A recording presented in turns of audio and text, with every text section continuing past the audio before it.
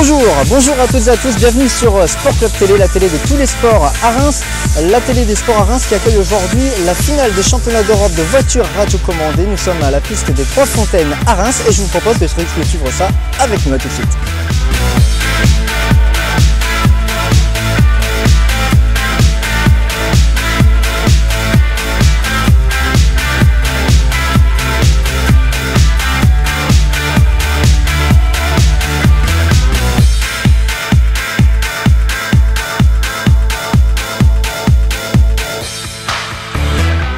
En direct de la piste des Trois Fontaines à Reims où je suis en compagnie de Sébastien Léonard, un mécanicien et fabricant aussi de voitures radiocommandées. Sébastien, bonjour. Bonjour à tous. Est-ce que vous pouvez nous expliquer, pour ceux qui ne connaissent pas la discipline, ce que c'est la compétition de voitures radiocommandées? Oui, bien sûr. En fait, on est ici pour des voitures à l'échelle 1/8 tout-terrain. 1/8, ça veut dire que c'est des voitures qui font 35-40 cm de long. C'est des voitures qui montent à peu près à 80 km/h avec des moteurs à essence de 3,5 cm3. Donc c'est une discipline très spécialisée. C'est des jouets, mais pour les adultes. Voilà, avec beaucoup de réglages, beaucoup de mise au point. Un petit peu comme des Formule 1, mais en modèle réduit. Justement, pour quelqu'un qui débute dans la discipline, à partir de quel âge on peut commencer pour ensuite voir plus grand plus tard?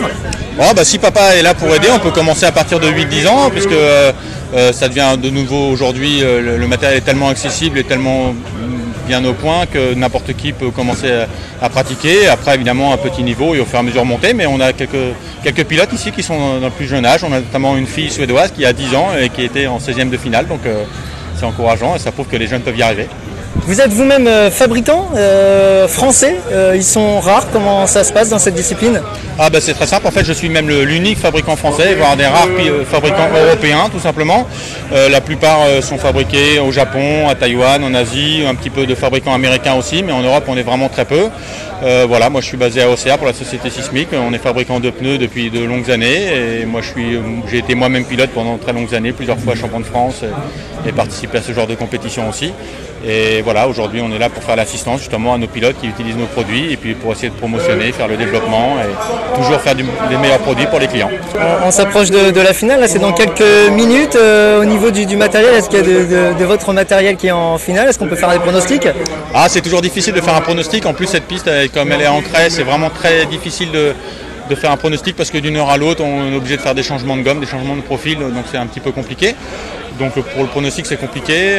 Voilà, après moi j'ai pas de pilote en finale pour cette fois-ci, il arrivait des petites bricoles en demi-finale, donc du coup bon c'est la course comme on dit, hein. Il y a des fois, même si on est compétitif, les ennuis mécaniques existent aussi, donc faut faire avec, voilà. On va regarder la finale sereinement du coup? Oui, complètement, on va regarder ça un petit peu plus détendu plutôt que d'être en bas à faire les pleins, on va regarder un petit peu ça à l'extérieur et puis regarder comment ça se passe en espérant que ce soit un Français qui gagne.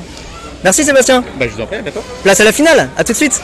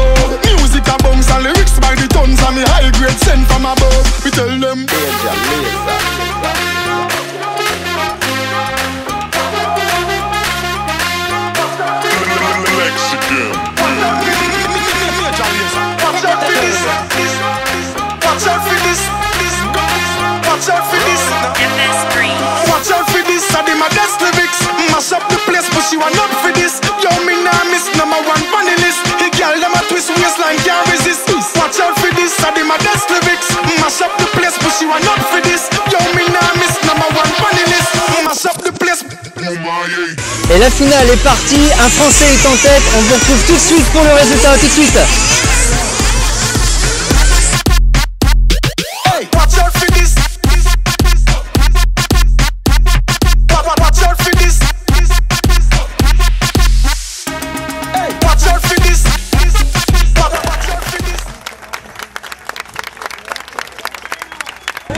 Voilà, la course est terminée, la finale c'est fini il y a quelques secondes et on a un Français vice-champion d'Europe. Renaud Savoyard est avec nous. Renaud, félicitations. Merci. Quelle course?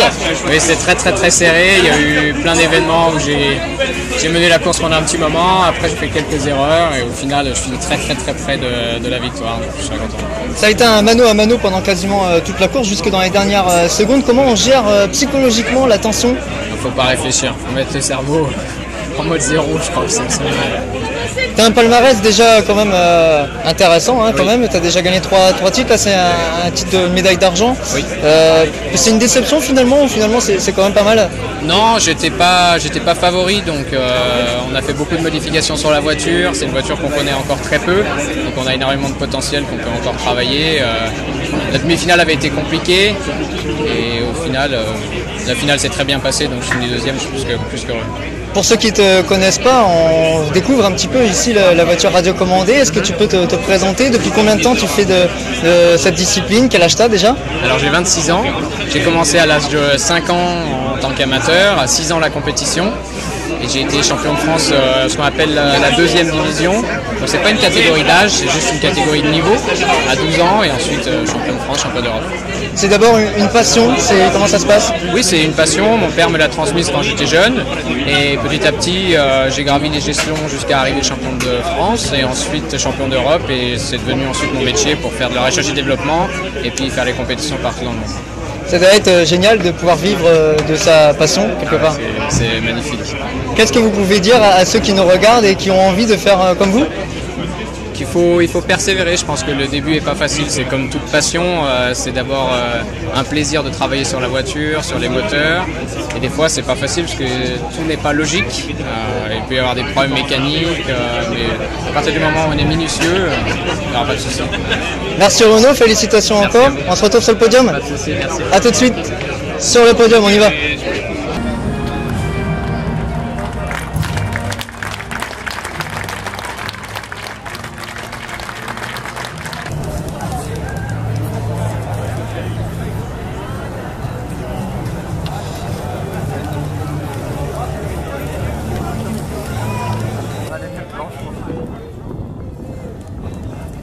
Voilà, c'est terminé pour ces championnats d'Europe de voitures radiocommandées à Reims. On est très fiers à Reims d'avoir un Français vice-champion d'Europe de voitures radiocommandées. Nous, on se retrouve très bientôt pour de nouveaux reportages sur Sport Club TV. Je vous dis en attendant, à très bientôt. Ciao, ciao.